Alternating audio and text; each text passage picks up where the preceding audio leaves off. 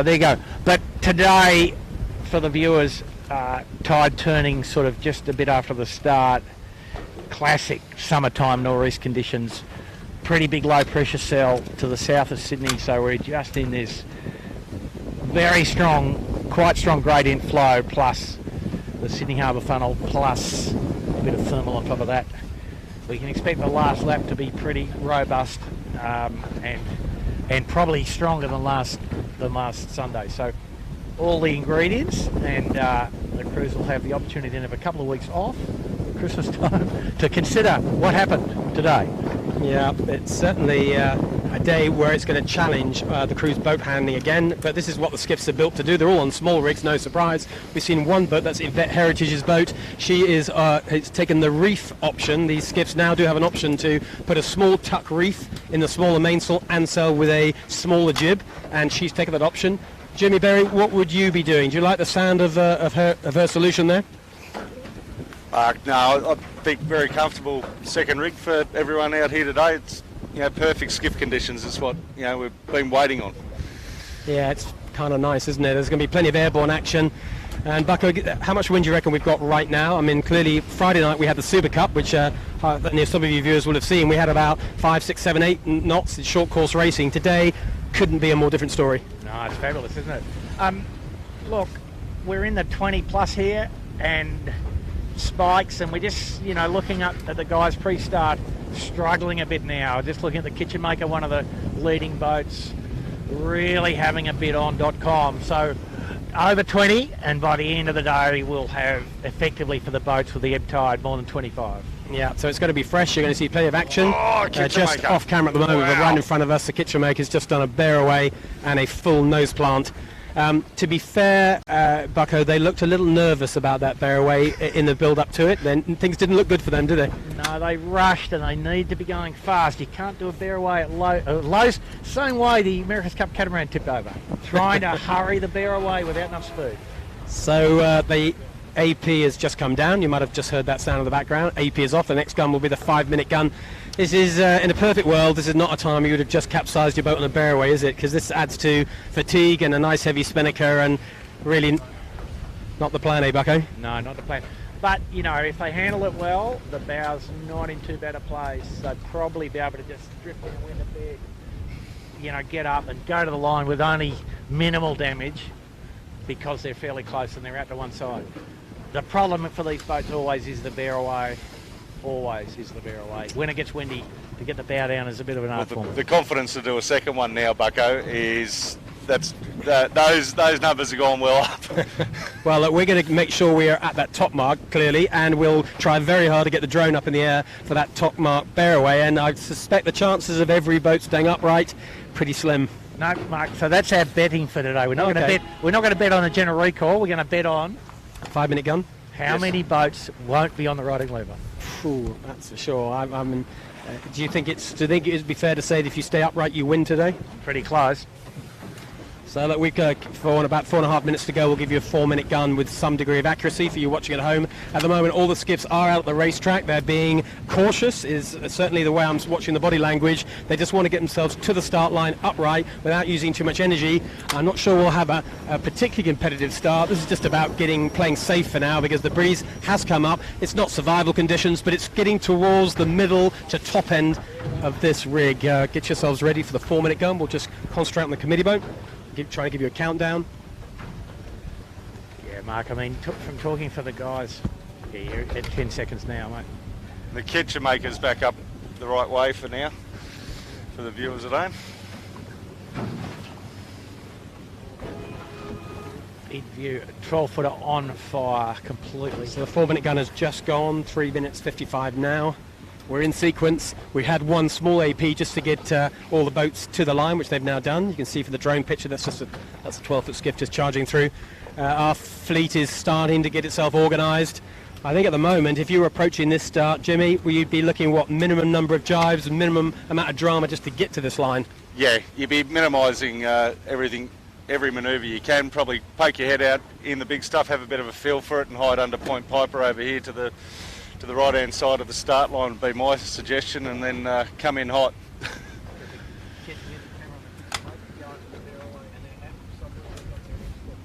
They look no more confident than the first time round, Bucko. So that's the boat that we said capsized off camera before. They've got themselves upright. We're watching them try to get organised to bear away to get down to the start line, because they are about half a kilometre north of the start line, upwind of the start line. They have to get downwind.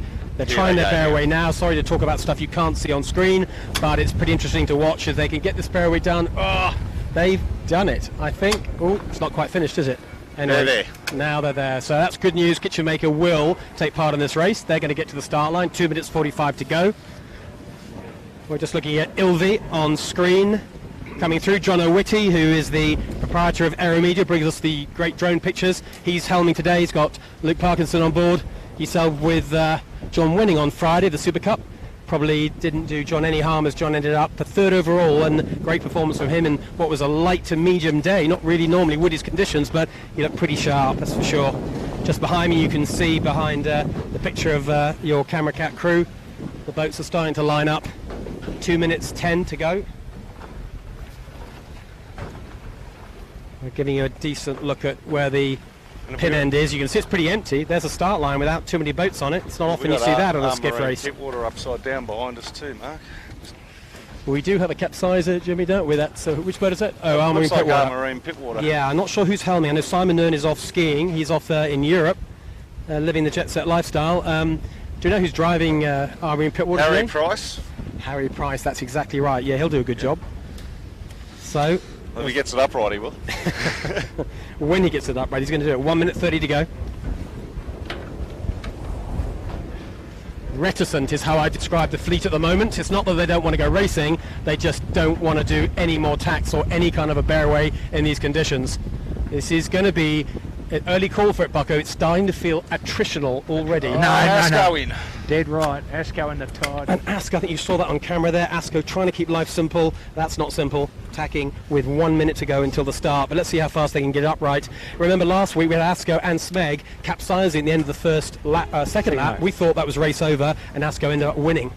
So anything is possible on a day like today. That was the 1 minute gun you just heard just then. About 50 seconds to go. Asco doing a very fast righting, as you see on camera.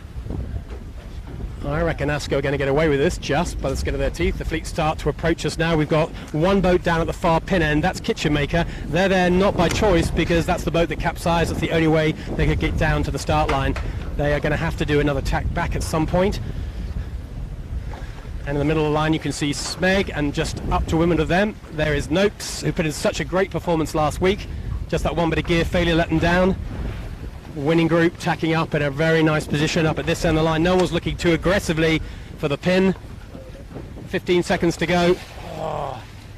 We've got another capsizer, two boats capsizer as the start is about to go. It's coming up for 5 seconds to go.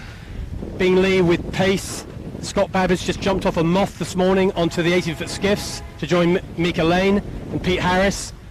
Right down the pin end, we can probably just pick that up on camera. There is Smeg, who has smoked the fleet, because it's the usual deal, Bucko. Left end's pretty good news on a day like today. Yeah, no, the left end's big pay today. So he's got enough for him. Smeg and Winning Group, the only boats seriously pressing the line.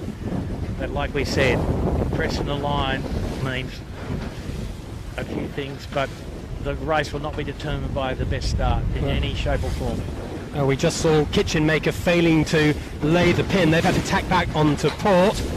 So we have Kitchen Maker on port down the pin end, and we've got Smeg have just put their tack in. I think they're going to tack and cross. Actually, the ferry was the issue, wasn't it? We can see a ferry. You can't on camera, but you will see it soon. Smeg tacking a lot earlier than they really wanted to. They're nowhere near Bradley's head position, but they had no choice. A large ferry made them tack. Good news for them is they've tacked and cleared the fleet, Bucko, with some to spare. Plenty. So, you know, and I did talk to the guys before the start. They had their game faces on fully. You know, last heat of the state title here, and I don't think I watched them carefully in the last couple of minutes. They did everything you could do. You know, they started up to the back of the boat, decided that was no good. Did a big barroway at the back of the boat, went roaring down towards the leeward end, started right on the money for the wind speed. And now they've crossed the fleet. And they're usually very good off the line. So, whereas in front of the camera right now, Finport, not so good off the line usually, but plenty of speed. And more, the boat's down the far left now. It's actually Noakes, Sean Langland, who did so well last week. He's down at pin end, down there with Vintech. They were a little bit further away from that large ferry, so they weren't forced to attack. They had to sail through some dirty air. You're looking at them on screen right now. And they're going to carry on all the way to the left, take the full advantage if they can in off Bradley's Head. They'll hope to come back on a high lefty on port. But for now, your leader, you saw Smeg, she's tacked back to starboard. She's now paralleling the fleet, sort of maybe spending a little bit of a lead bucko, possibly just to stay in touch with the leaders and get back into Bradley's. Yeah, I mean, you've got to get to the left here. It's a pretty one-way track here. But equally, yeah, so they wanted to go that way. They minimised their interference from the big Manly ferry and got, escaped that without any damage. And they, the problem is for the guys tacking at Bradley's, executing a good tack, clean tack, on port, free of rights, and if you muck it up, big ducks or another tack back, and neither of which is attractive. So, but the Smeg clearly leading. No, second, I think, Mark, and Winning Group probably third. Oh, the Winning Group. Winning Group has just done a massive fairway in a lull, just ran out of breeze in the corner. They're into Dead Man's Corner. In the Dead Man's Corner, exactly. So they've taken too much risk. And, there's a bit of stuff that happens in that corner there. You can get 40-degree lift or a header, and you can get a doubling or a halving of the wind speed, neither of which is conducive to elegant performance, we might say. So look, this escapees from the corner, let's call them that. Noakes Marine did a good tack, so did Vintech, so did Bing Leader, just right in front of us right now. And our good friends on the FinCorp espousing the minimum tack theory. Oh yeah, off in the far, or you can probably see at the top of your picture, that's the far distance on port, that he's talking about, of course, FinCorp, who last week I think tried to do just 2 or 3 tacks, didn't they, for the whole race. But we're back at the Bradleys for those boats tacking out for the first side. Winning Group did a pretty slow tack slash almost capsized the Quinn, but they finally got themselves up and running. Jimmy, did you see what happened? Was it just a very slow tack, or did they have another issue? No, just that pure no breeze in behind Bradley's. It's always there, that fine line of where you can go to tack and where you can't, and they just pushed it that one boat length too far and did the flip-flop back and forth there, which unfortunately is what happens in that corner. It's tough, isn't it? Even with all the experience of Sevy Jarb and Sam Newton, and of course John Winning Jr., they've sailed this course a bunch of times. You just go one boat length too far, you're in trouble. That's what happened, isn't it? Massively, yeah. So here we are, we're on the left-hand side of the race course, and we've got in front of us, looking at Ilvi, Bing Lead, Vintech, and Noakes are looking in decent shape, but right in front of us, just to windward, just off screen, is the leader, which is Smeg. So your overalls at the moment, well, Smeg's our leader, bucko for sure. Who would you put in 2 and 3? It's a little tricky to call it. Bingley, maybe? Maybe the Rag. The Rag's looking all right here. Yeah, it's a bit, FinCorp, has swallowed a bit going hard right. Bingley's certainly second at this point. Noakes probably 4th, Vintech 3rd. These guys have all wasted a minute, more or less. The guys, to the right of us, the right of the camera boat. So, Smeg, good, nearly a minute in front after 3 minutes of sailing. Yeah. So look at home, you've got the same view that we've got. We're looking at Smeg, same view at the front of the camera. Front of the camera cat, sorry. So Smeg, clear ahead. They're about in the middle of the harbour to give you a sense of orientation. We are about 1/3 of the way up this beat, and they've got a lead at the moment, which probably might be as much as 45 seconds, and maybe even a minute as they charge up wind. I've just got to get a clear spot here. We're trying to get the drone down for the viewers of Ames, so I'm just trying to get a clear spot where I'm not going to interfere in skiffs. We are right in the middle of the race course. That's what we love about being the camera cat. We're kind of allowed to do it as long as we don't cause too much carnage. All right, so let's give that a go. Driver Jimmy Bury, making sure that we get the shots but avoid getting hit by a skiff and get the drone down. What else, Jimmy, is on your agenda for today? Keep us alive. Keep us. You said alive and dry is my 2 priorities. I'd love if only you could do the second part of that. No chance. I know you do the first bit just fine. So there's Smeg on starboard tack, going back across to the usually favoured left-hand side of the harbour. Bucko, just quickly, why is the left-hand side favoured on this kind of racetrack? Well, you smoother water, the tide probably just about neutral, but smoother water and just a bit of left-hand bend off the left-hand edge, the western edge, the left-hand edge, shall we say. So I think a fair bit of it is actually the smoother water, and a little bit is the wind angle. Drone is down, and we can go out and go Tide, chasing any issue in skiffs. terms of best current, worst current here? Not yet, and then, you know, I think by the last beat it's just least tax. You know, it's just going to be one of those really bumpy, like we saw last weekend. And you can see already the water's plenty bumpy where the camera cat is. You know, we're travelling with Bingley here, and you can see the skips, you know, smashing away to some degree. Mainsail inverted, so telling you the wind speed's certainly up above 20 with fully flattened mainsail. Jib maybe pinned in a bit much headstay sag, so not so good. But everybody at full noise, and only the first lap, mate. Long way to go, isn't it? We're going to have that same situation as last week, which, Bucko, you talked about quite correctly about how the fatigue hits in lap 2, and in lap 3 it just takes your knees away, and that's when the capsizes happen. Out in front of us there's Bing Lee, and across her bow you'll soon see Smeg on port. This is attacking very clear ahead by about 100 metres, maybe 75 metres, there she goes. She's our leader on port. Bing Lee is in second place, and the rest of the leaders are all in this corner. It's Notes Marine, it's Ilve, Vintec and Finport are in this left-hand group, and I'm just having a quick look across the harbour, the far side. The rest of the boats on that side aren't going to be in this leading group, but they are Appliances Online. They are the winning group, and Kitchen Maker recovered from that early capsize. That's how the race looks at this point, but as Bucko said, it is so early days. If anything, Smeg right back to what we saw last week, as until that capsize, Bucko, she had a huge lead in very similar conditions. Yeah, no, and just talking to the guys, you know, Coco, as I said, was very frank about it. He said, no, just got the bow to a place where it couldn't be. I just had an estimate there, Mark. They're 40 seconds ahead right now. That's for measuring, you know, the weight cross basically from the two boats. And it looks like to me, the other thing here, probably the VMG goes down as the wind gets above about 18. So less wind actually is faster uphill. As well as the water smoother, a little bit less wind, it might actually go better uphill. Just watching Ilve doing a little duck on that laser there. Keep sticking to the rules of racing. Nice work, John O'Witty, skipper of Ilve. I think the laser was extremely relieved that he did duck, as he was doing about 15 knots straight at him with a large bow prodder. And here we're looking at Finport. Now Finport, are they back to their best crew here? Yeah, we got Maddie standing back in the middle, and I did have a chat with these boys pre-race as well, and they were looking forward to it. And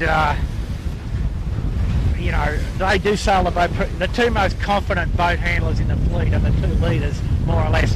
And as we say, sitting here on the camera cat, we would say Finport is now up to third place, Mark. Yeah, I think she probably is. Coming across here, winning group made a nice recovery from that very slow takeoff Bradley. They're coming into picture fairly soon. They're on starboard tack. They're not going to get to Finport, so Finport's clear across, but you'll see soon on the right hand side of your picture, winning group approaching, and winning group are probably into that top 5 now. Here she approaches. Finport always looks high, doesn't she? She's kind of, I know she's a little bit inside her jib here, Bucko, but she's not particularly slow. She looks inside the boats to leeward. That leeward group are Bingley, Vintec, Noakes Marine and Ilve. So quick recap, still Smeg leads with that 45-second lead, and the group behind her is Finport, Bingley, Vintec, Ilve, Noakes Marine, and now the winning group joins the party.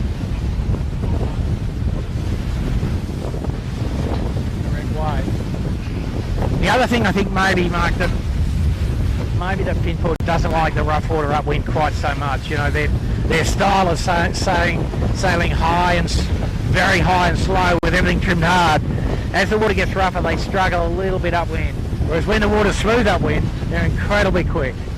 So the boys were saying they thought the Finport might need to sail with a bit of centreboard up and a bit more twist in the really rough water, which is not kind of their habit, you know. So good test them to learn, isn't it? To sail in a kind of mode that's not your normal. Yeah. Find a way to do it. Well, that's going to take you winning JJ Giltnan coming up the first week of March. You've got to have a bunch of modes because you just don't know what the weather's going to throw at you that week. Usually a little lighter than this, but I think they're now on minimum risk. Hello. That, by the way, was a small oil tanker, but heading directly through the fleet. Just giving a reminder that the ability of the good ship Integrity to slow down and brake is minimal, and she's carrying highly inflammable goods, so I'm sure the skiffs will keep well out of her way. So the Finport a narrow cross on the Vintech. Sorry guys, Finport, Vintech. Could go wrong there. But Bingley still in second by the look of it. The other boat that's marching up from a not a very good start is not on shot, but winning appliances not far from the right. We're just seeing Vintech clearing that oil tanker we mentioned. There's Noakes Marine behind her. And these boats are in the top 5. In the distance, you might have just seen Smeg cross your screen on port. She's still our leader. But we're heading up towards the Windward Mark now, so we can get ourselves up there, get the drone up at the end and watch this bear away. I'm still thinking out of this top 5, well, I don't know, I'm guessing the top 5 will get round the top mark, Bucko. I'm imagining we might have some capsized action in places 5 to 10. Yeah, the 5 to 10 crews should have put a bit of non-slip on the riding lever, mate. You can see here in our wind recordings off the pile line near where the cat is. They were above 20 at start time. It's a bit high off the water, but you can see here that's solidly 20 plus. Yeah, it's pretty fresh. You're probably picking up on the audio. Audio's a little bit crackly when it's like this. We'll do our best to try and avoid the wind noise for you.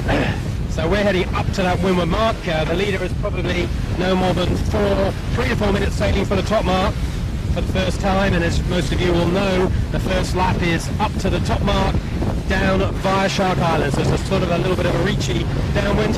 That's lap 1 completed. After that,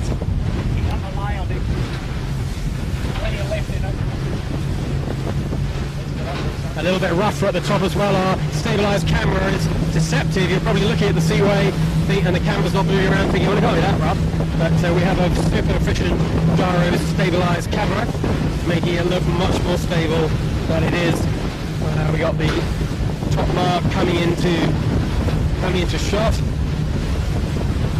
For us anyway, behind you just seeing Smeg. That's the leader, just off our stern. We got wind a little bit better than these skiffs do, must be said. But we are approaching the moon mark ourselves, so we're just a few minutes away with this rounding. Smeg, 2 tacks to go. Just understood by 60 metres. Hey. Oh, yes, John. Oh, it's a bit of roughness. I think even the stabilised camera told you that we have waves. Anyway, all right, I'll take back that wet part, Mark. It's wet, but it's warm. It's much better. Here in London, it's -5 or something, and in the ski resorts, it's a lot colder than that, so we don't mind being here. So we are up at the top mark here, and for the first time, Smeg has just tacked on starboard to get to the port lay. Remember, these are starboard roundings, so it's all about being on the port lay line. I'm just going to look. You can see how wet we are. We'll have a look around, see what's happening behind us. Smeg has successfully done her tack. She's now on a comfortable lay. We'll try and get a camera on the Smeg as she comes into this top mark for the first time. Even for a crew like Coco, Bucko, there's also a bit of nervousness on these big barrowways, isn't there? It's never a gimme. If your adrenaline's not flowing now, mate, it never does. We're just going to stand up and watch what's going on. You can probably see just over our shoulder. Here comes Smeg. It's a beauty. Everything's eased, Vang's gone, crew back, sheet out, and big acceleration. That was pretty good, was it, Bucko? How many points? Well, that's an 8.5 at least. 8.5 from the legendary boat handler Andrew Buckland himself. That's a nice score to get. The Finport in second here, mate. Look at that, eh? Yeah, Finport has done a great job, and Finport's not, if she can get that tack done, she's making a mess of this tack, but everyone is overlaying, maybe a bit of a tidal thing here, maybe they just don't want to have to double tack at the end, but Bingley in the end, although she's overlaid, is going to get here second. You're right. Finport is still going to make it in third. She's a comfortable lay. She could actually ease a crack and just cut the corner, but these are tricky conditions. I think mostly the skippers are just thinking about sort of keep it upright right now. Meantime, by the way, Smeg has burned off downwind, successful spinnaker hoist. She's long gone. Boat number 2 round the top mark for the first time. It's Bingley with Pete Harris on the bow, Scott Babbage in the middle, all locked in together, all 3. That was a fantastic. That was probably a better bear away than the first one, I reckon. More speed and more upright. Here we go. Third round. Finport, can they do it? Have they got the skills? Good. The Finport's been pretty good. Different style from the Finport entirely. Yeah. Holding the boat up for longer. Amazing to watch. Noakes goes next around, followed by Vintech. Noakes is going to eat it. Oh, no, yes. Oh, jeez. They just popped the bow out. I can't do much with them, mate. They've got to... And here goes Van Munster. Oi! Van Munster. There is Vintech on camera just behind. Here comes Winning Group. Just behind Winning Group, we had Appliances Online who failed to bear weight, capsized right by us. Out of the right side of your picture, you'll see a capsized boat. That's Appliances Online. She never made it. All the rest have made it. Here comes Ilvi, John O'Witty.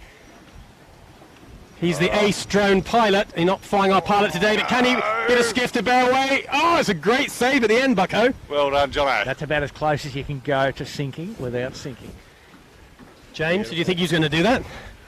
I didn't like the way Jono was standing there now, high he was on his trap line then. I was getting real nervous for him coming in, and then, he managed to pull it off. And Del Zotto, great bear away for those guys too. Here comes Asco. These boys are normally near the front of the fleet. Good boat handlers, but can they do it on a day like today? Don't overease the jib, lads. You got to get that bow off. They're looking for the bear away. James Doran trying to find the spot. That probably wasn't the spot, but this could be the spot. Big bear away, very aggressive from him at the end. That was a confidence call, that one. Serious kahunas. We're just going to back our boat out a little bit. Without enough jib off. Can't get the bear down. Rag and Famish, hopefully we'll get the bear away done. Nice work by Jimmy, our driver, getting us out of harm's way. We are a long way to windward of the top mark, but what happens in these conditions, the skiffs find it hard to bear away. They usually overstand as well, and there's almost no safe place to have the camera boat. Kitchen maker dicing with death. Is that on? Oh, another big bear away. Can they hold it? Kitchen maker gone. Kitchen maker, I think you just saw at the top left of your picture, she's gone, and we've got Royal Oak just behind. She's appearing on picture now, wobbling left, right, up, down. That's a swim. That's got to be a swim. Oh, great save. Here comes Woody, the master of heavy wind. Next around, John Winning, just to the right side of your picture, about to appear. We've just got a safety issue. Appliances Online are calling us to give them some assistance. We're just going to go and focus on them for a second. The drone will be up there taking pictures for now. We're just going to we'll just leave the commentary for a second while we attend to possible casualty.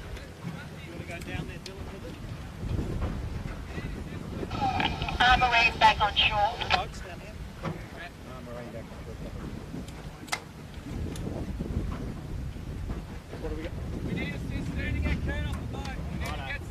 Okay, right, you're in. We have an injured boat. We need them offloading quickly.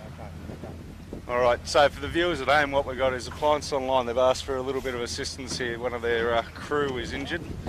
We're just trying to get hold of the crash boat to come over and get Kurt off the boat. Yeah, we're good. Thanks, guys. And we're out of here. We'll go chase these skiffs. What do you reckon, boys?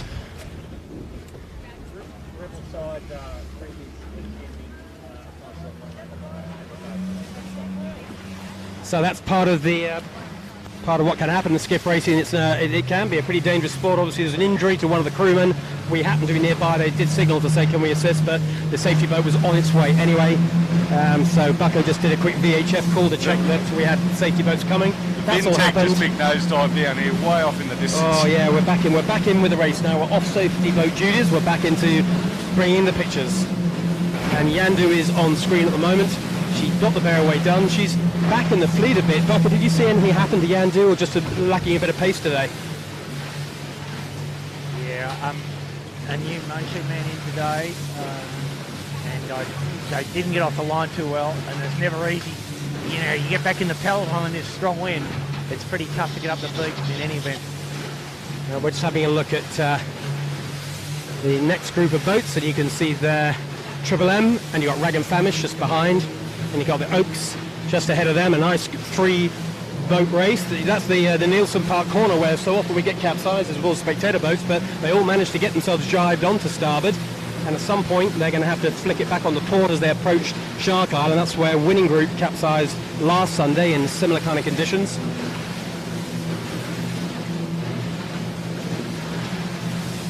Rag and Famish, the left hand of this group of three, you can see. It's a nice vertical shot right on top of the boat there. In the far distance, you can see Shark Island, and our leaders are just going around Shark Island right now. We'll give you an update on who has stayed upright from the leading group. I think I can still see Noakes Marine in good shape, and I can see Bing Lee successfully jibing. Pretty sure we've still got Smeg in the lead, Bucko, but I can't quite see. Any thoughts? Yeah, Smeg's just popped out the other side of the island down there. Yeah. Nice spot, Jimmy Bury. Finport's just ragging their chute to the jibe mark as we speak. So looks like Finport will be around the jibe mark in a second. Triple M just showing how not to jibe. Oh yeah, we've got we got Rag and Famish in a bit of action just behind Triple M. Survived what was a very ugly jibe, but they got away with it. That's fine. We've got John Winning on camera now. He'll be looking for that next jibe. It's the kind of day that I can see a lot of capsizing. Remember, only halfway down the first lap, John Winning could yet be right at the top of this fleet. Could easily happen. In the distance, well, you're seeing Royal Oak as a swimmer again, Jimmy. Yeah, Royal Oak just had a swim on the jibe. We've got Yandu setting up for jibe now. Yandu on camera. He's done a million of them, so I'm sure he'll be fine. Yeah, he picked his way through that beautifully. So John Winning is through in one piece. Definitely the guy that, in heavy breeze, the guy that you want to go sailing with is John Winning. I don't think he has a problem finding crew on a windy day, does he? No. Sorry, the Smeg boys approaching the bottom mark. We're just on camera with on the drone still on the rag flying down here at well, we're doing 25 knots. We're making no gain on them, so they're doing certainly 25. Nice work from Rag and Famish, still flying. Remember, they're approaching the Shark Island rounding mark, so you are going to see Rag and Famish in the fairly near future doing a jibe. I've seen Finn Porter up there without a spinnaker, Bucko. Yeah, so they must have had a swim just at the jibe mark. Oh, and they had another swim. And they just had another one doing a two-sail jibe. In the distance, you might see Finn Port just capsized as well. Crossing there is Dalzotto on starboard, but she's not going to lay the Shark Island mark. She jibed too early, so she's got 2 more jives to go. Here she goes, the first of those 2. Big on the wheel. That looked random, but it worked. It worked, but like, you know, Jack watches this one back. Just slow that whole motion down on the tiller, and it'll actually make everyone's life a lot easier and a lot more comfortable. But I guess it worked. Hey, Rag and Famish have gone too. They're coming at them. You don't want a port starboard right now, do you? But they've got one. Dalzotto has a port starboard, forced to jibe. Not when they wanted to, but they've done it all the same. Very square on the Dalzotto. And just for fun, here comes Andrew McDougall, the Mach 2 Moth designer, in a Moth, scooting across the front of your picture there. There's the Moth you can see now. That's the guy who actually got the whole Mach 2 foiling Moth thing going. And also the owner of KA Sails. It's foiling week in Sydney Harbour, so a lot of foiling boats. Anyway, back up the front of the fleet. Well, we're with this group here, Dalzotto, Rag and Famish. They've had plenty on. Everyone's had to knock their spinnaker off down here, Mark. Yeah, they're not laying, are they? Is this wind direction or just sheer volume of wind, Bucko? No, direction. It's a nor'easter, really. You know, it's about 10 to 15 degrees left of the normal direction, and that's enough that they don't clear Point Piper if they get a bit of squirt here. The Dalzotto's about to eat it here. Dalzotto. Just in front of us, there's the camera pick up Dalzotto, a nasty bear, which could be a tea bag. It could come right on top of them. They're fighting to try and keep the thing upright. A windward capsize there would be a shocker in terms of recovery time. I think they might. Well, James Gary, are they going to do this or not? They might get away. I can't believe they got away with that. Oh, great work. Unfortunately, the bad use of them is that kite's got to come down soon. Yeah, you just see the forward end going in to knock that spinnaker off now. They've had enough of that. They've had enough of that drama. So up front, our leader is Smeg, who's ahead by about a quarter of a lap. Bingley in second, just where the Majestic Cruiser is directly ahead. Yeah. Oh yeah, you're Noakes in third. Yeah, Noakes in third. So similar kind of boats to the ones that were at the front this time last week in the similar conditions. So that's Bingley in second, Noakes are in third. They're already down the bottom mark for the first time. They've gone round, so up on the work number 2. The next one around is going to be Winning Group, followed by Ilvi, followed by Asco. That is your top 6. Asco round to the top mark at about 10th to 12th. Yeah, nice recovery from them. And then it is the trapeze artists on Dalzotto who've got away with murder down this run, but they've got away with it, and good on them. They're still upright. A lot of near misses, but anyway, they're still there. The Dalzotto mark's been shown I haven't been here for 2 weeks, but prior to that, they've been showing some really good, parts of form. And the same last Sunday. I felt just the same conditions as this, challenging sailing, and they were there or thereabouts all the time. So clearly fast learners on board, ones to watch for the rest of this season. And we're just going to stop just to windward of that bottom mark, because otherwise it's even further to go upwind in this building breeze. Okay, brother. And there you've got Dalzotto just heading down on 2-sail reach down that bottom mark, too shy for a spinnaker. Next in line, you're seeing Rag and Famish, and just to leeward of them is John Winning, who's still managing to hold a kite. I'm not sure if you may just better see them out of the left of your picture, appearing in a second.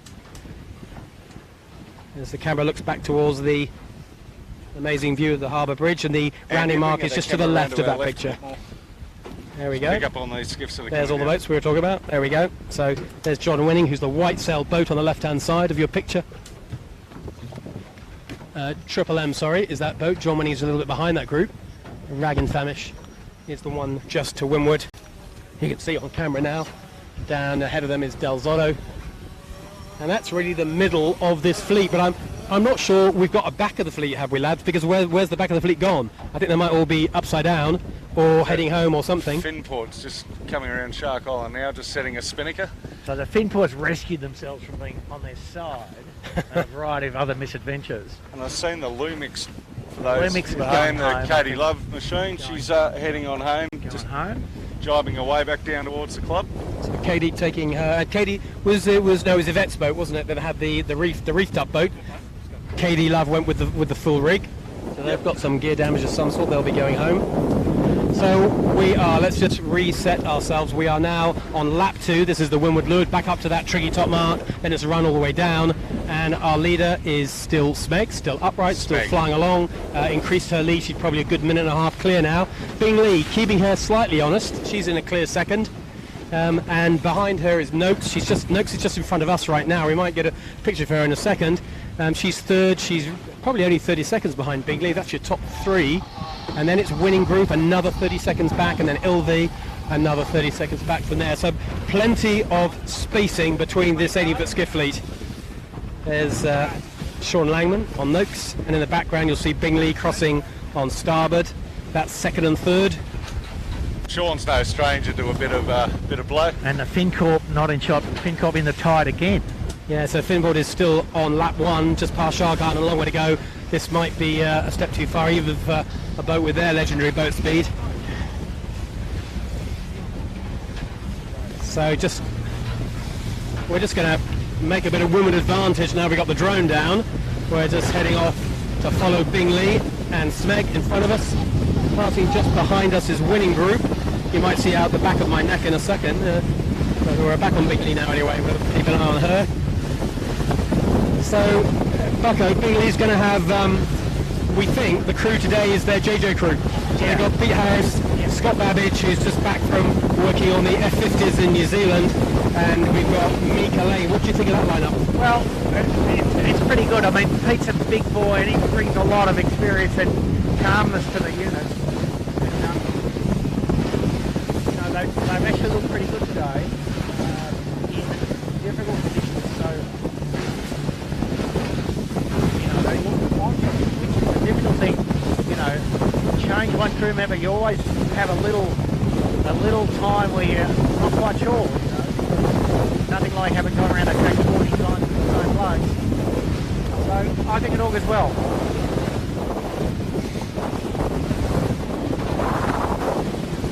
And of course their crew is 2/3 of what was the Rag and Famish crew of 10 years ago. Just John Harris was the helm of the Rag and Famish with his brother Pete in the bow, Scott in the middle, and they were a top skiff crew for many a year before Scott then switched ships to God Love at 7 and won a couple of JJs with them. And then he drove his own boat, Kitchen Maker. In the meantime, he's been one of the world's top moth sailors, nearly always top 5 in the moth worlds for the last 10 years. And now developing his own moth, the Beaker design moth, which Scott has been extremely instrumental in designing systems and production quality, etc., etc. So he knows a bit about moths. Try and track down Scott Babbage and buy him a beer. He'll tell you what you need to know. There's Bing Lee in clear second place. It's not They've actually gone well in this lap because they are, I would guess, not more than a minute adrift of the Smeg. So I think their leg between the two islands, between Shark and Clark, was better. The Smeg was pretty conservative, I noted. Why would that be, do you reckon? I was going to ask you the question. Anyone who watched last week will remember that at the end of lap 2, Smeg had an enormous lead. It was minutes plural, probably 3 minutes, and all they had to do was drop the kite and then go do one more lap, and they didn't. They capsized. A self-enforced error. There wasn't any pressure on them other than the fact it was very windy and very wavy, and today, well, they're going to try not to make that mistake.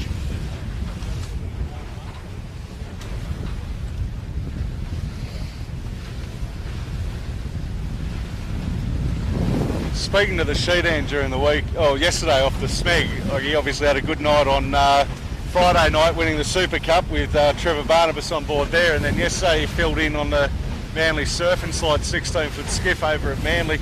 I said, how are you feeling after 2 days? And he goes, tomorrow is all that counts. I just want to win tomorrow. So Committed sailors, aren't they? You just, as we're on Bingley, you just saw flicking off the top of your screen just then, Smeg, to give you an idea about the delta, as Bucko was saying, there's a sense that Bingley are coming into Smeg. They're certainly not losing.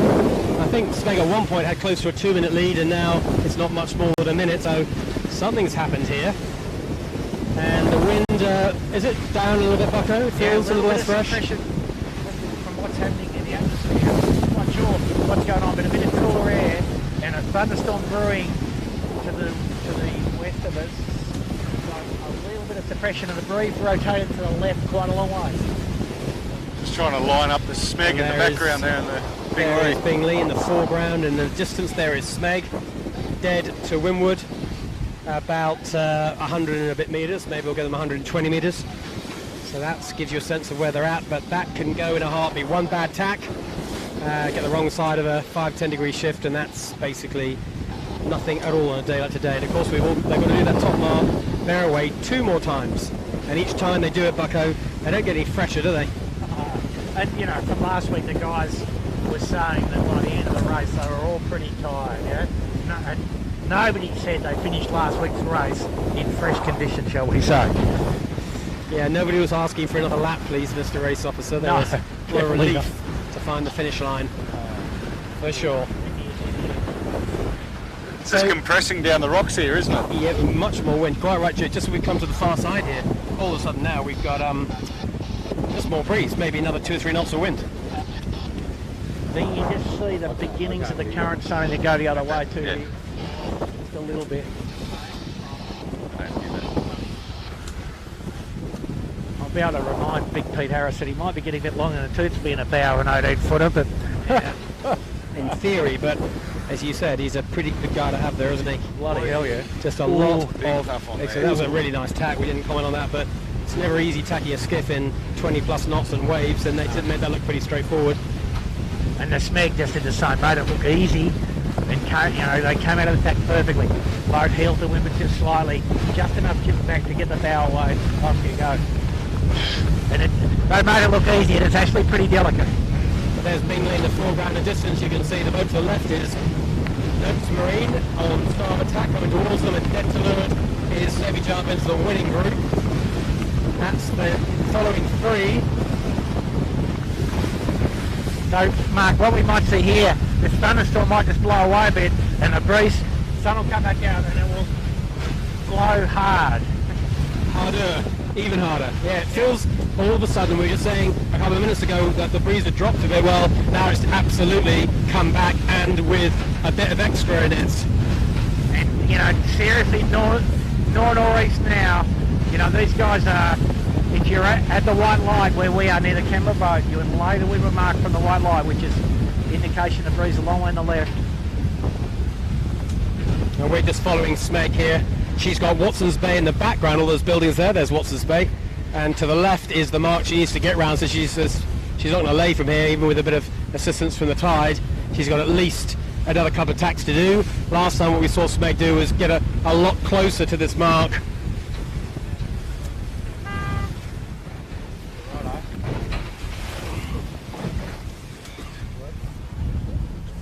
Green water on the deck of the Camera Cat, all good.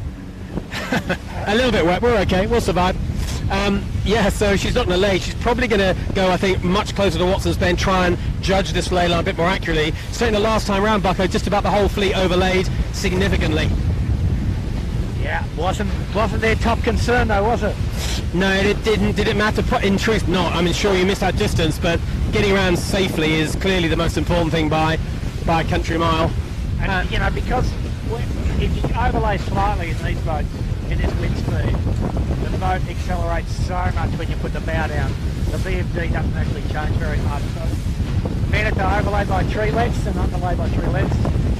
And just in the background here, just spotted Quality Marine Clothing of Ed Heritage limping home just under jib. Yeah, just to the right of Smeg in the background, there's the boat Jim is talking about. That's a sad picture, skiff without the mainsail, so clearly a bit of gear failure. That's that little jib we mentioned, so she was the the one boat that has selected the heavy weather setup. The good thing is I can see 3 crew members, which is a... Yeah, 3 healthy crew members. Hopefully no one's been lifted off. All their digits still attached, hopefully. Yep. And, you know, not the worst thing. They've got their main down themselves in the water and rescue themselves.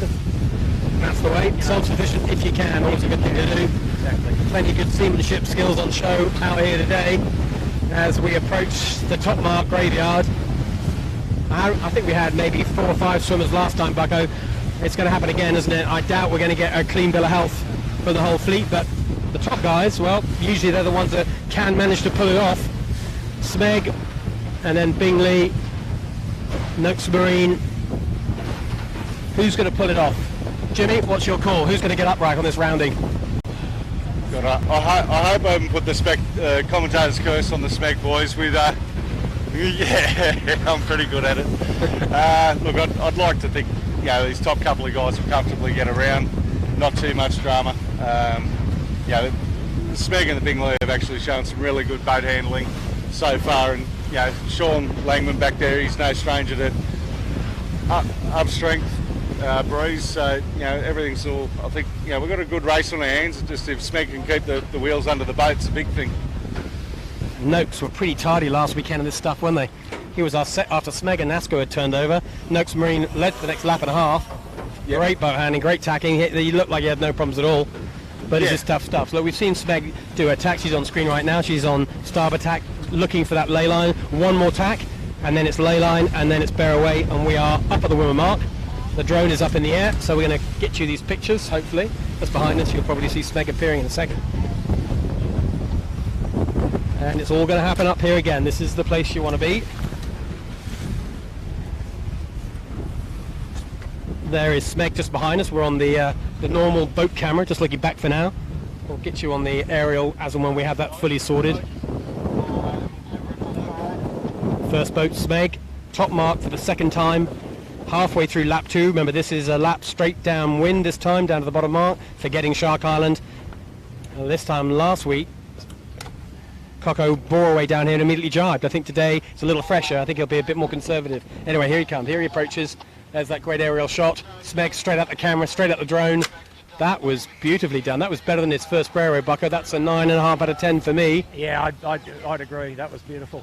And just being a bit conservative here, Mark, I think, you know, just they will pay to be on the other jibe as soon as you like, but the boats jibe better with a shoot up than not. So safer to jibe with the shoot up and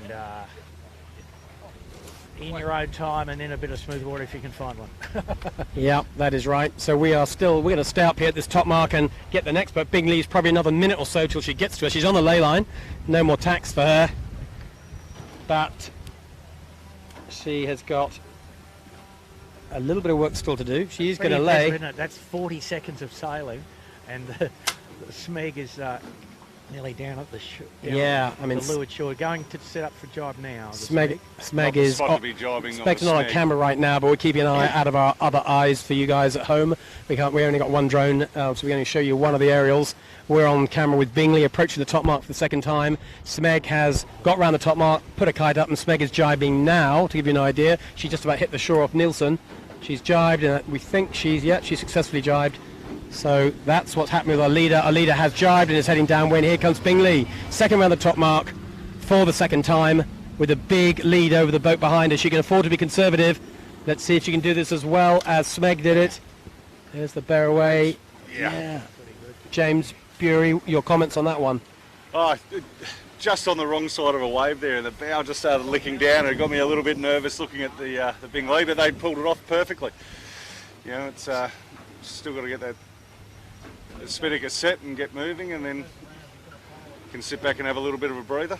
Yeah, that's a minute 15, Mark. That was all that was. It's amazing, isn't it? It looks a lot more, doesn't it? Yeah, I mean, it's amazing because Smeg look to me at the moment like they're halfway down the harbour, like disappearing in a little white dot in the far distance. But that's because they're doing a minute and 15 at 25 knots. Correct. And that hoist also, Jimmy, was conservative. The bearway was conservative, but the hoist was pretty tentative too. Yeah, it's the right thing to do in this sort of stuff. If you try and rush it, it's when yeah, especially this little bit of rolling seaway that we're sitting in at the moment. And Bingley, by the way, did manage to jibe. They've just jibed successfully. Next to the top mark, on camera now. Here is Noakes Marine, third round. Sean Langman, very impressive last week in the same conditions. He said in the boat park he was determined to bring this one home this week after the disappointment of last weekend. He's in third place. He's still well placed to win this race. There's a long way to go. It doesn't take much to get back into the lead, but lovely bear away from Sean. That was close to perfect as well, wasn't it, Bucko? No.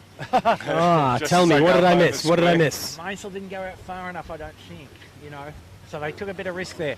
And I think what we're seeing now, guys, is that just seeing the bit of the tide start to ebb here. The waves are standing up worse than they were one lap ago, definitely with a bit less wind speed. So that was second boat around. Now back to third boat around. Here comes winning group, Sevi Jarvin. Fourth boat. Sorry. Yes, Forget that's about right. Smeg. Yeah, well, They're Smeg are so far gone, they've gone. Anyway, here's Sevi and his team. The big bear away. Oh, that was... Come on, boys. That was a good abort, wasn't it? It's John Winning helming, Sevi in the middle, and Sam Newton on the bow. And John Winning got to find the moment. He did a good abort, I think, on the first one. Chose his moment. He still hasn't got the bow off. Here it goes, here it goes. Yeah, nicely worked. I thought that was pretty well done. Was he, Bucko? Was he a bit unlucky that the gust came? What do you reckon? No, just the mast has to be to windward. He was tipped. He was 5 degrees to leeward. Needs to be 5 degrees to windward. Yeah, I know what you mean, but I like the way that... I know, he's just... I like the way John... Great. Yeah, I like the way he pulled out. In the distance, Noakes just Noakes in the tide. capsized on the Yes. jibe. So third boat around was Noakes Marine. Noakes Marine has capsized. There's me saying they were going to place Mark, for a win. you caused that. You I'm talked sorry them about up. that. You talked them up. Asco coming up here, Mark, too. They were Looking really very shaky. shaky on all their tacks and Very jibes. shaky. Here all we go. their tacks, so Asco. Barraway's And going to be also interesting. overlay, Jimmy, by a long way. Look how out that jib is. Yep. Here we go. We need a bit more pace. And as you said, Bucko, get that rig on top of you before you do the bear away. And that's not on top. Are they going to survive? They might survive. James Doran, well played, mate, Well done, at the buddy. end. You've sailed with Dora a bit, haven't you? He did that nicely, didn't he, Jimmy? Yeah, Doz is the reason I got grey hair. So he came to part of my team back when he was about 20 years of age and wheeled the boat around like a typical P-plater on the road. So me and Rob Napper ended up with a lot of grey hair in one season sailing with Doz. So the last two boats, that's a winning group, John Winning on the helm and then James Doran Asco, both of which had ugly looking beginnings to the bearway, but they both got away with it. Good technique or maybe a lot of help from their crew or a bit of both. But they're both upright. Sean Langman is still capsized at the jibe point, and so he might have a bit of trouble. Next round is going to be John O'Witty on Ilve. Ilve is approaching us now. She's on lay, much skinnier lay line. She hasn't overlaid. She's got a bit of a turn to do here, Bucko. Yeah, they'll be...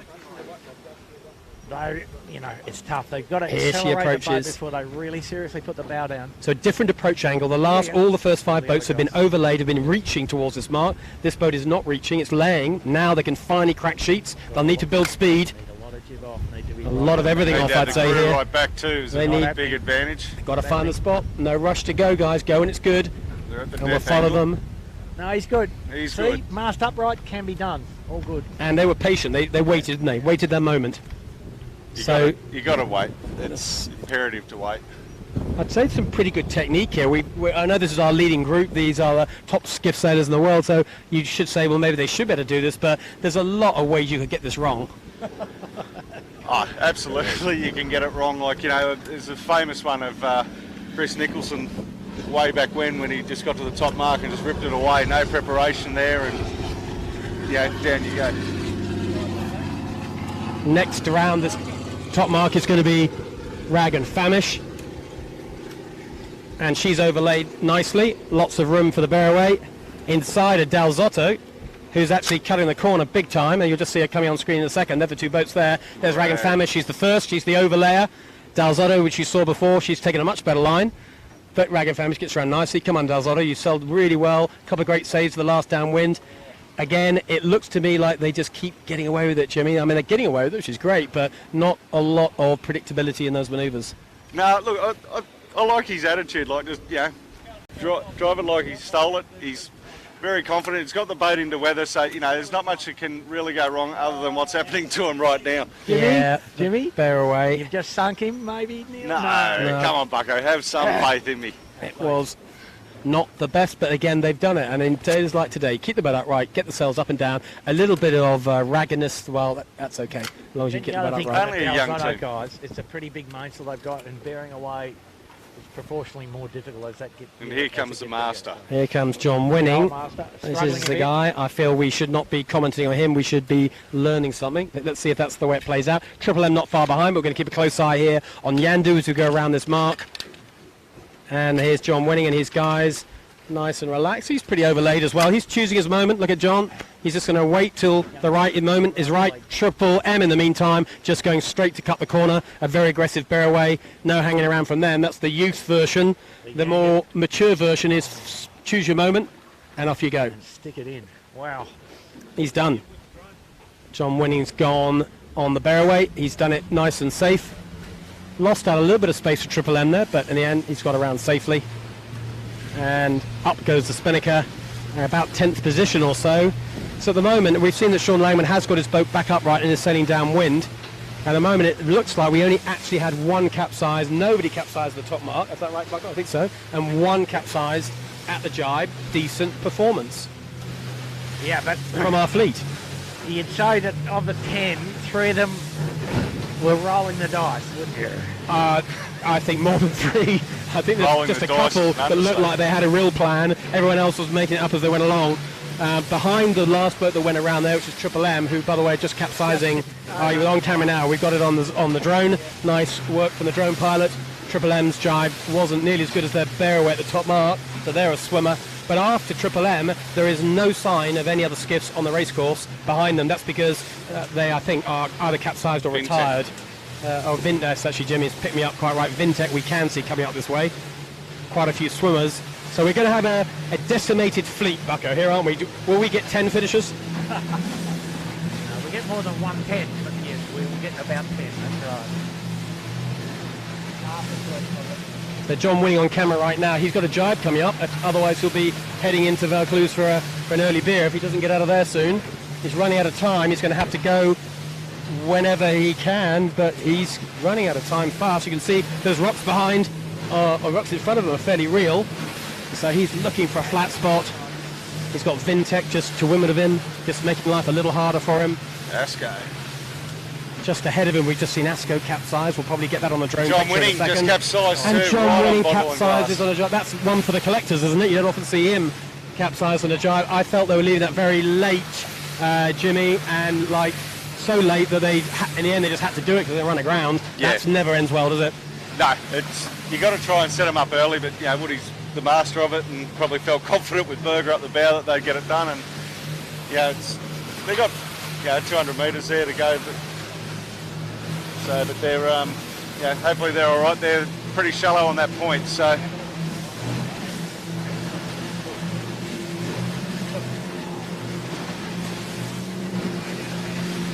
So what happened on that corner? John Winning, first of all, Triple M capsized on the jibe, then John Winning capsized on the jibe, then Asco capsized just before them on the jibe. They're all in and around the Nielsen Park part of the world, and they're all got a bit of recovery to do, but no reason they can't get back into this race.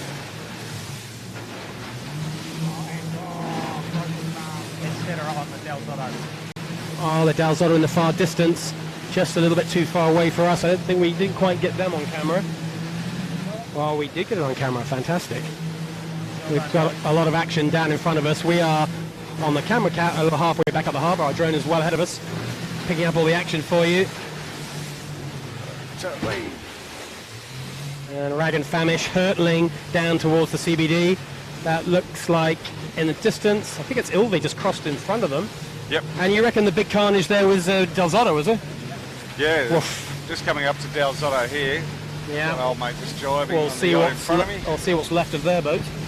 Got the full mast, got the bow end, the bow. We'll Possibly go wrong. give you Loaded up. I'll give you an update on the overalls when we can. The only thing I can tell you is I can see Smeg coming upwind, so she did get downwind successfully. A long way ahead of us. Just hope everyone's all right here on the Del Zotto as we go past. Yeah, good point. We'll do a safety check on them. They got a rib with them. So we have Smeg going upwind. I can see Bing Lee going upwind as well, so they'll be still our number 1 and 2.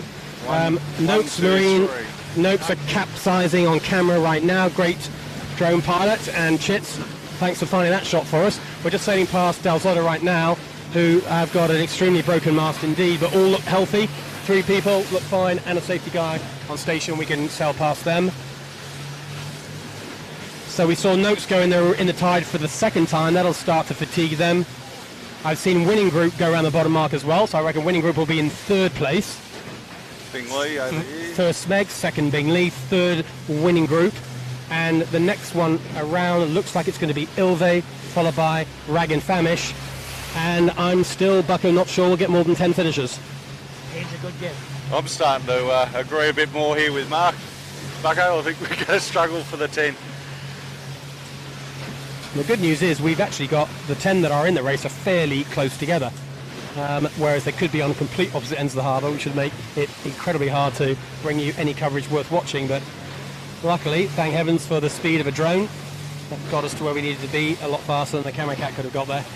I'm just looking at the Noakes here, and this 12 foot of the Sydney Sailmaker 12 just coming up right. Just wondering if they've had a bit of a disagreement on the water with them both floating around in similar places. Yeah, that could have caused the issue. You're absolutely right, but the good news is on Noakes Marine, upside down, but all three crewmen look happy and healthy and safe. So, And the bloke tying his shoelaces back up. yeah, we're happy with them. That's all good.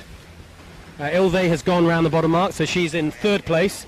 I can see Rag and Famish in the distance. She's going to go around in fourth place. And in front of us is boat number 2, Bingley. So she's kitted all together nicely, up dead to windward of her. We're about to see her coming on camera now. So I've got Bingley right off our bow. Slightly in the distance you can see the capsized boat, that's Del Zotto, and there's Smeg in the very far distance. We're just going to have to work on normal cameras for a while we just get our drone out of the air, fresh battery in, and then we'll get her up when we get the opportunity. So we'll just go back to conventional terrestrial stuff. So Bingley and Smeg at the moment, amongst all the drama, Bucko, keeping it calm, and Winning Group as well. Winning Group right in this race too. And, you know, it's a pretty experienced crew, all of them. And I think, you know, the Smeg guys from last week in particular might have just sort of said, okay, we can win the race, we don't have to push every last bit, which has been, you know, the characteristic of Bucko and so they're exhibiting what I'd call a pretty mature performance. And the big league boys also were thinking that they deserve to be near the podium, you know, and perhaps less so with their big rig because it's not in quite good water. This little rig they've got pretty good. So, you know, you're seeing experience to the fore as you would expect, and the 2 lead boats I don't think have made what you'd regard as any serious error yet. No, not. They've been tidy, haven't they? Yeah, tidy yachting, just wind speed and give it you know, the water. And just on camera there is 2 of the boats we saw capsizing earlier on, that's Triple M and Asco, and they've righted themselves. They both capsized on that first jibe off Nielsen, and they're going downwind in tandem. So that will be probably boats 5 and 6 or 6 and 7, but in the top 10 well and truly. And again, if they can keep that right, it's not impossible. Our leaders could swim. Asco, can you do it? Yeah, they've survived that jibe. What about Triple M? Yeah, and 2 survived, 2 tough jibes in a big breeze.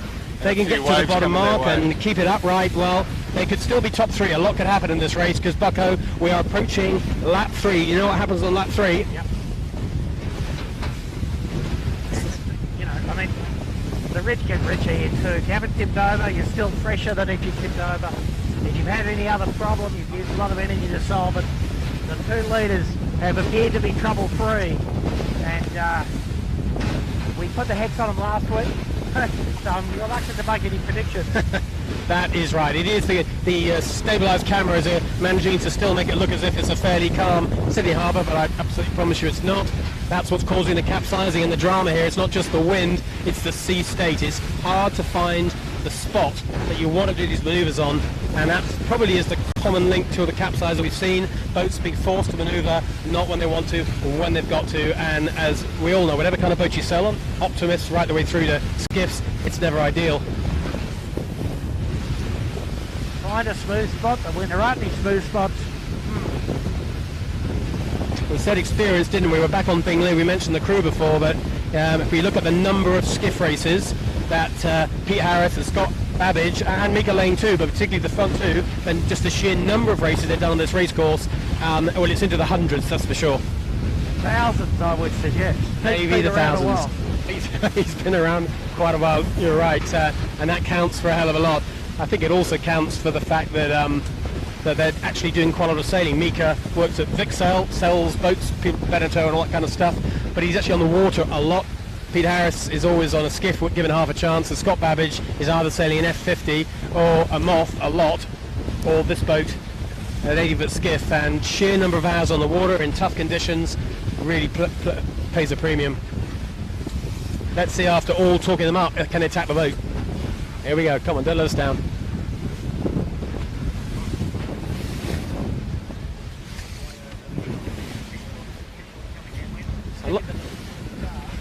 A lot of laughter on board. I think they knew we were talking about them. It wasn't their best tack, and there's a lot of giggling going on with those three. I think they're quite enjoying that. They're having fun in the boat. I mean, it's always the thing, yeah? Essential, that's for sure. With Scott Fingley, you're about to see another boat appear on the right side of your picture. That'll be Finport, who's also recovered from her shenanigans downwind. She's hurtling downwind, but of course she's a good half a lap plus behind. Here she's about to appear, just crossing ahead. Have to run up to get up to this top mark.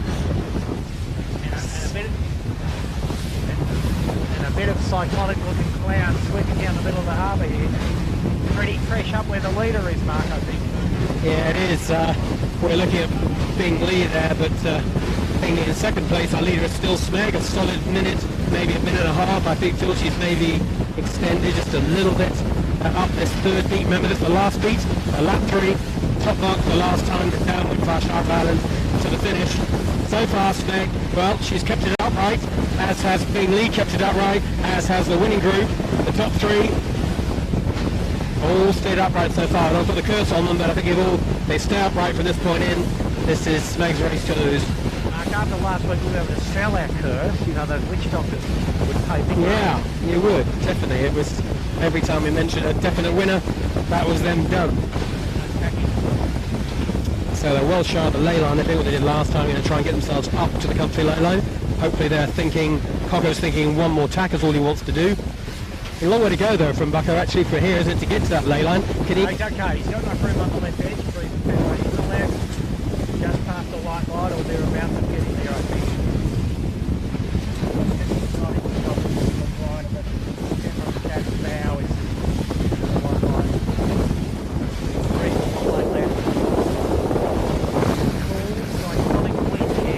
I mean, today, Bucko, mostly this is about great boat handling, but from a boat speed point of view, what's your perfect rig setup when it's these kind of conditions? These rigs are all pretty well sorted, you know.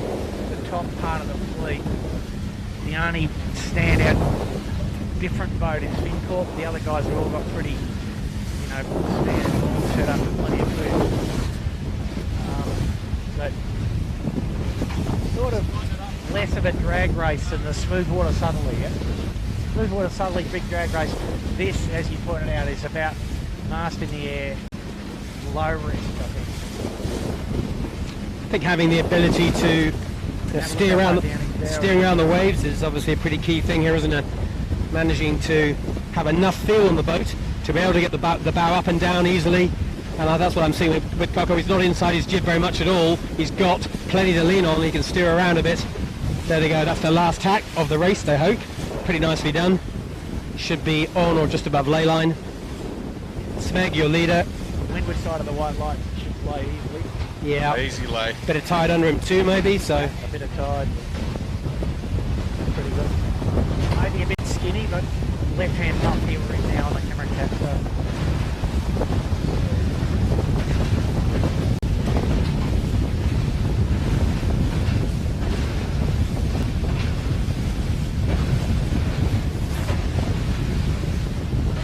Plenty of pretty good technique on Smeg as I've seen the crew moving up and down the racks, even in this amount of breeze, to manoeuvre the boat around these waves.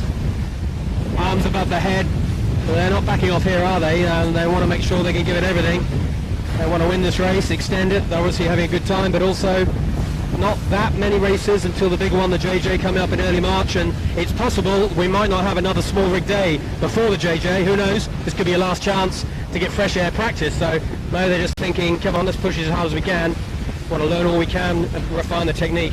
The other thing too, Mark, if you back off, you know, like get complacent, that's when you start seeing these big nose dives and things like that. So you got to push it all the way, and like it's never too much of a lead. We used to, and it's but they've got to treat it like they got someone right up their hammer. Do you reckon that's the comms on board right now? They're just keeping egging each other on the whole time? Well, you got to. If you back off, that's when you're going to have the accidents. You're going to have the swims. It's there's not much else you can really do. You've got to actually keep the hammer down and hope for the best. So Smeg on camera approaching the top mark for the last time on ley line. This is the last chance for the big bear away. So far they've done a pretty nice job. They've looked probably the most under control, them and Bing Lee, and probably the best two so far. Here they approach. Everything gets eased. Are we following Smeg? Yeah, I think we're copy. And there's the bear away. Pretty nicely done. Spinnaker's going to go up. We're just going to follow them down here a little bit. The drone's going to keep up with them, even if the camera cat can't. The next boat will be Bing Lee. She's a good solid 2.5+ minutes. So we're going to leave her and to sort herself out around the top mark. We're going to follow Smeg down here so we can make sure we do see what happens on Shark Island. And of course this first important jibe off Nielsen Park. If they're going to run into trouble on the Smeg, the Nielsen Park jibe is probably the place it's going to happen. And then of course the Shark Island rounding. So we'll stay with Smeg. We'll keep an eye on Bing Lee to let you know. But right now, Smeg, our clear leader, 2 minutes behind, will be Bing Lee. She's got another couple of tacks to do. Then it's Winning Group in a clear third. And then it's the good ship, Ilvi. We will wait probably around Shark Island or so and watch them as they come back down towards us. But for now, we're going to follow Smeg as she takes a little bit of air on the way down to Nielsen. Bucko, she's very close to the same line that Yandu took on the way down here, and we know how that ended up last lap. And the water no smoother, that's for sure, just watching them here. But like we said, they haven't shown any signs of fragility at all today. And they, like I said, they were taking the lessons of last week and saying, okay, we don't quite have to push for every last micron. Bucko even had it, so Cogger had a little cheeky moment to look over his back just then. Anyway, here they choose the moment, through the jibe. Nicely done. Cocker's pretty fast across the boat, isn't he? Probably quicker than a lot of the rest of the skippers. I notice how fast he scampers across that boat. Gives his crew something to, or gives himself something to lean against on the way out. But that looked nice, Bucko, all under control, chose a good spot, a crew working well together. Yeah, no, that's pretty good regulation stuff, considering how bumpy the water is. And for the troops, haven't sailed in really high-speed boat. The kinetics in the jibe themselves are pretty interesting because of the deceleration that takes place and the relative acceleration, whether you're on the end, one end or the other of the rack. The crew do experience some quite complex acceleration in the jibe process itself. And that's why they're not easy to jibe as fluently as we've just seen the Smeg do there. Yeah, part ballet, part science, part art, and just a lot of practice and experience. There's no way shortcut is you can't really just step in one of these boats and just do it. You got to have a few swims to learn your lessons. Up at the top mark, just to bring you up to date, Bing Lee had just gone round. Nice bear away for them, and their spinnaker's just popped, so they've got the hoist done successfully. We'll keep an eye on them when it comes to that all-important jibe. But for now, Bing Lee, second overall, nicely and safely round the top mark for the last time. Winning Group will be approaching that mark, and I'll bring you up to date with them in about a minute's time when they go around the top mark. Smeg setting up here for a jibe.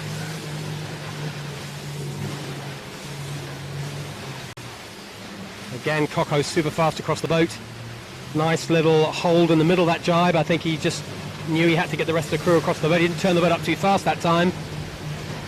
And he managed to find a little way to do it on too, didn't he? I was going to say, I thought their ley line is a little conservative, but it looks pretty good. Yeah, that looks pretty good, isn't it? So this is remember we're leaving Shark Island to the starboard side on this third and final lap. And then there's one more jibe off Shark Island and hopefully a run home. And Smeg kind of looking very together, doing a great job. Back at the top mark, there's Winning Group, just to give you up to date, going around the top mark, just done the bear away. She's got around the top mark nicely. In second place, that was Bing Lee. She has jibed, the jibe off Nielsen, she's done successfully, so she's in good health as well. And Winning Group has hoisted her spinnaker from what we can see in the distance. We'll let you know as we see that develop. So at the moment, it is still Smeg in first, it's Bing Lee in second, and it's Winning Group in third, and then quite a big gap back to Ilve. So we're going to concentrate on Smeg. She's led the whole race here, Buck. I remember right back at the beginning she won the pin end. She had to tack early for a ferry, and despite that she crossed the fleet, and since then no one's got within a minute of her. No, we said that after 3 or 4 minutes of sailing they're about 40 seconds in front. The lead has just incrementally gone up as they progress. So, but as we said, nice. And now the jibe back to the finish line's a bit tricky here. The breeze rotated far enough. Jibing angle 80. Here they go. A bit inside 80, 75 or something like that here. So they'll be at full noise to clear Point Piper. So we'll expect a bit of dynamic action here. He's gone a little bit too far possibly, but they'll go to all 3 strings. Yeah, saw Coco making sure he got that back foot in the strap pretty early there. Yep. No. Decided that this day he will be in the back loop regardless. Straight into it. And you can see, a shot from pretty much the camera catch visage. He headed at the point.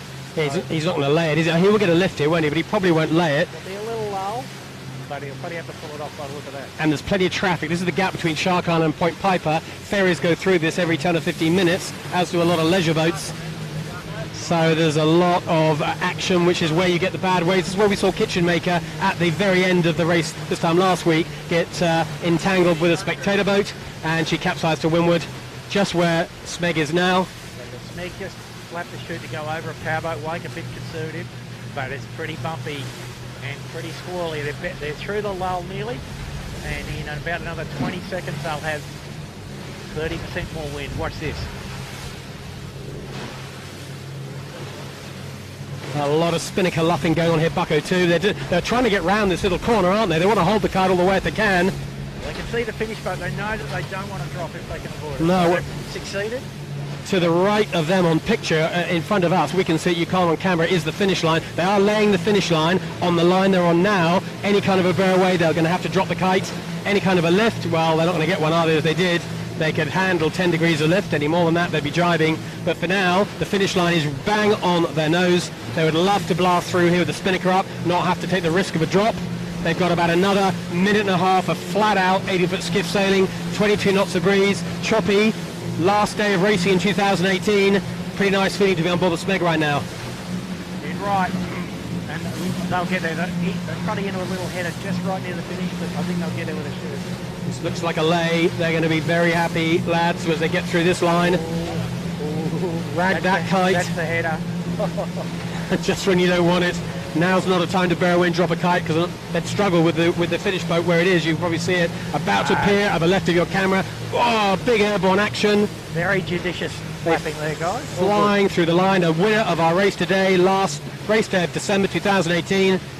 Here we go, Smeg, congratulations. A pretty spectacular and a highly impressive performance. Great job by Smeg. Yeah, we're going up there. That's a confidence booster, Bucko, isn't it? Next time it's fresh on a small rig, Coco and the Smeg boys will be pretty happy. Yeah. So that was Smeg being careful, if you like, Mark. You see? There's a fine line between careful and pressing hard. So with a substantial lead, they're a long way ahead of Mark 1. We're going to just blast back upwind to find boat number 2, which is Bingley, in front of me, right on our bow. And not far away. In about another minute or so we'll have caught up with her. She's got around Shark Island. She has jibed successfully. She's got to try and get past Point Piper. We'll wait and see if she manages to keep her spinnaker up or whether she's forced to do the drop.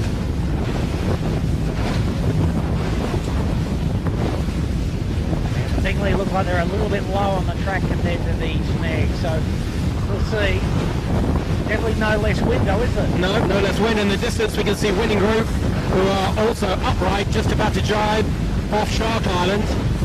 So Bingley's got a bit of pressure on. She's got to get down here in one piece. Can't afford to make any mistakes if she wants to hold on to her second place.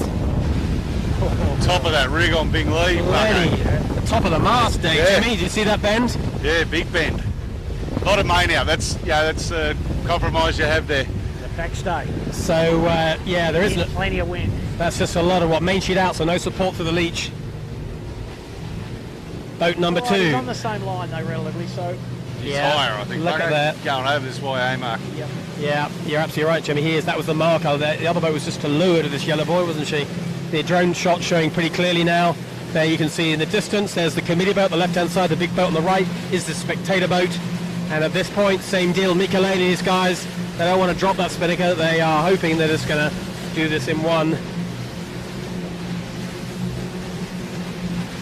Lovely shot from the drone, right on top of Bingley. Mika at the back, keeping it nice and tidy. Scott, plenty of experience and smarts in the middle, and big Pete Harris hanging on to that spinnaker, making this look pretty straightforward.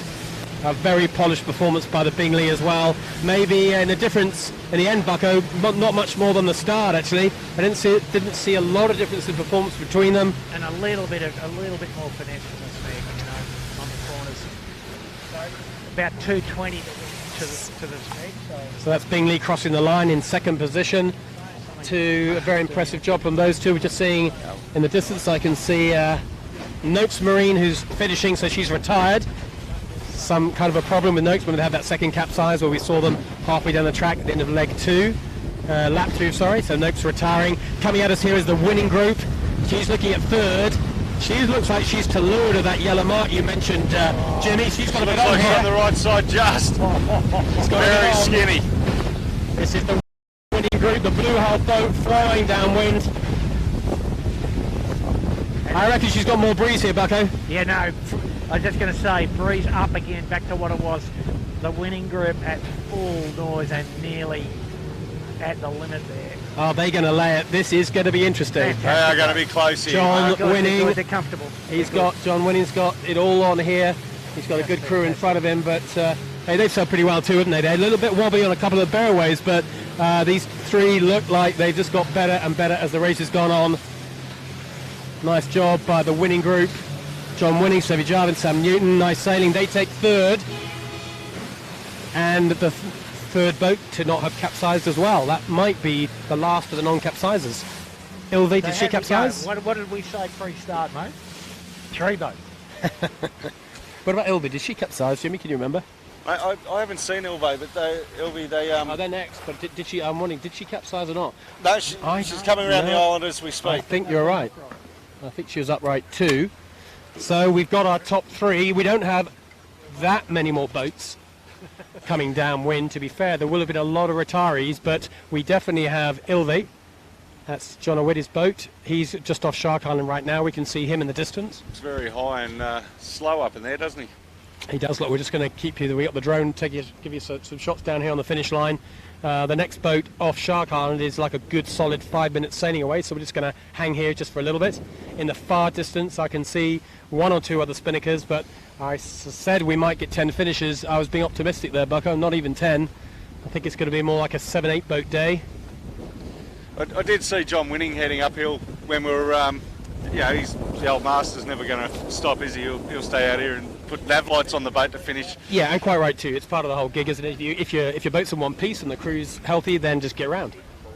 A finish is a finish after all. So yeah, there's Finport, believe still upright going, and the Rag and Famish is still upright and going, and Vintech as well. So it's really good to. Really good that these guys are going to keep going, and for the overalls in the point score market, it's important for them. Top 10 instead of a retirement's a lot better score. So Wist is the last race of one particular series, is that right? It's state titles, correct, Bucko? Correct. Yep, New South Wales state titles. So, Just, Mark, while we're here, we just might mention for the troops the contribution made by the yachtsmen who are sailing 18-footers and going to Hobart. So there's the quintessential hardcore yachtsman experience. From this fleet, Jacob Broom on a TP52, Kyle Langford, of course, on the Comanche. On the Scallywag, with Mr. Witt in charge, Luke Parko, Marcus Ashley Jones, Jack McCartney, and Tommy Cloud. More or less. Quite a lot. It's a skiff crew. Out of the 18-footer crew. Yeah, skiff crew. On the winning appliance of no surprises, Sevi, John Winning Jr., John Winning Sr., and the sponsor of the Rag and Famish, Pete Caligaroff. And of course, Shawnee Langman running at Rifle Pier 65 Naval Group. Going on a bigger boat than he normally goes on. How about the bloke on the boat behind us in the red jacket? Oh, the bloke on the red jacket. He's not in the race, though. We're talking about... He was on Friday night, Bucko. Come on. All right. Yes, we on the camera car. We've got Steve Quigley with us today, keeping an eye on operations at the back, and Steve will be on the Wild Oats, and Steve were raced on the Super Cup on Friday, and made the young guys look a bit average. Steve, where did you come in the end? Just give us, what was your position? Was it 4th or 5th?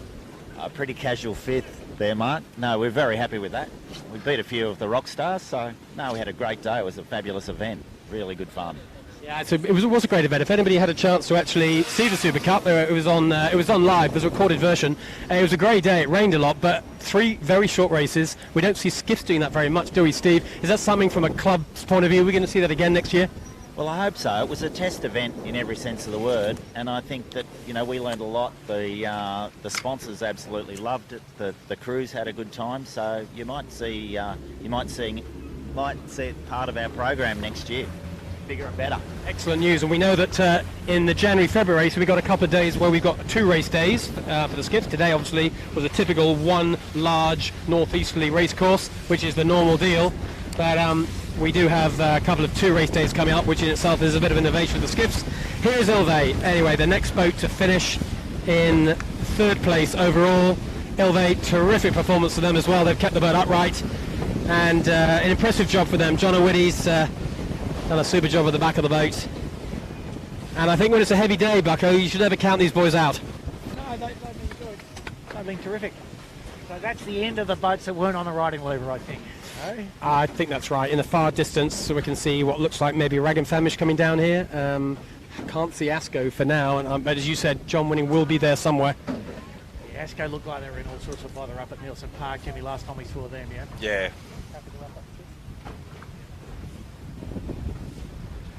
So the rest of the fleet quite a long way away. I think we're going to just bring this transmission to an end. It's been a great day on the harbour, a little bit like last Sunday. Felt a bit Groundhog Day in some ways, a little bit less of the leader capsizing syndrome, Bucko, we had last week, which is good.